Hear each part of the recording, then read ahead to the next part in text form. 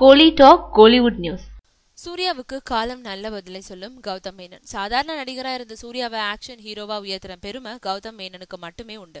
அவரோட காக்கா காக்கா படத்துல நடிச்ச அப்புறம் தான் சூர்யா மேல ஆக்ஷன் டைரக்டர்களுக்கும் நம்பிக்கை ஏற்பட்டது. அதுக்கடுத்து வாரணம் ஆயிரம்ன்ற படத்துல அவரை நல்ல ஒரு பெர்ஃபார்மன்ஸ் ஆர்டிஸ்டாகவும் வெளிச்சம் போட்டு காட்டினாரு கௌதம் மேனன். அதுக்கப்புறம் சூர்யாவுக்காக அவர் ரெடி பண்ணின கதை தான் துருவ நட்சத்திரம். முந்தைய படங்கள் வரிசையில இதுவும் ஒரு நல்ல ஆக்ஷன் படமா இருக்கும்னு தான் அந்த படத்துக்கு பூஜை எல்லாம் போட்டாரு கௌதம் மேனன். ஆனா சிங்கம் சீரிக்கிட்டு நடிச்ச சூர்யா தன்னோட திறமைக்கு தீனி போடும் கதைக்களம் நீங்க சொன்ன கதையில இல்லையேன்னு சொல்லிக்கிட்டு அந்த படத்துல நடிக்காம எஸ்கேப் ஆனாரு. அந்த கதையை தான் இப்போ சில திருத்தங்களோட அஜித்தை வச்சு இயக்குறாரு கௌதம் மேனன்.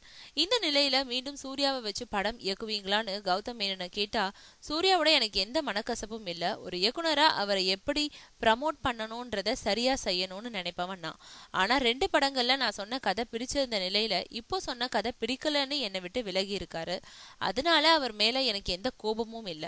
ஒரு கலைஞனா என் கதை அவருக்கு திருப்தி தரல இல்லனா நம்பிக்கை கொடுக்கலன்னே கருதுறேன்.